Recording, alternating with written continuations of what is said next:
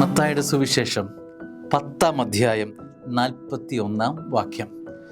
പ്രവാചകനെ പ്രവാചകനായി സ്വീകരിക്കുന്നവന് പ്രവാചകന്റെ പ്രതിഫലവും, നീതിമാനെ നീതിമാനായി സ്വീകരിക്കുന്നവന് നീതിമാന്റെ പ്രതിഫലവും ലഭിക്കുന്നു.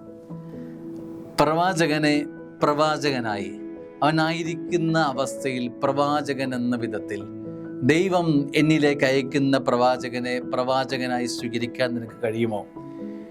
ഒരപ്പനെ നിന്നിലേക്ക് അയക്കുമ്പോൾ അപ്പനെ അപ്പനായി സ്വീകരിക്കാൻ, ഒരു സഹോദരിയെ സഹോദരിയായി സ്വീകരിക്കാൻ, ഒരു പുരോഹിതനെ പുരോഹിതനായി സ്വീകരിക്കാൻ, എൻ്റെ വല്യപ്പച്ചനെ എനിക്ക് മുതിർന്നവരെ അവരായിരിക്കുന്ന മുതിർന്ന അനുഭവത്തിൽ സ്വീകരിക്കാൻ എനിക്ക് സാധിക്കുമോ? അങ്ങനെ സ്വീകരിക്കുന്നവർക്ക് അതിൻ്റെ അഭിഷേകം ലഭിക്കുമെന്ന് പറയുക. സ്നേഹമുള്ളവരെ, വലിയൊരു തിരിച്ചറിവ് നൽകുന്ന വചനമാണിത്. പ്രവാചകനെ പ്രവാചകനായി സ്വീകരിക്കുന്നവന് പ്രവാചകന്റെ പ്രതിഫലം ലഭിക്കുന്നത് പോലെ നീ നൽകുന്നത് തന്നെ, നീ വിതയ്ക്കുന്നത് തന്നെ കൊയ്യും എന്ന് ഓർമ്മിപ്പിക്കുന്ന വചനം ഓർത്തെടുക്കാം. നൽകുന്ന ബഹുമാനം അതേ കൃപയായി തന്നെ അഭിഷേകമായി നിന്റെ ശിരസിലേക്ക്, നിന്റെ ജീവിതത്തിലേക്ക് വരുമെന്ന ഓർമ്മപ്പെടുത്തൽ ഈ വചനം തരുന്നുണ്ട്. ദൈവം അനുഗ്രഹിക്കട്ടെ.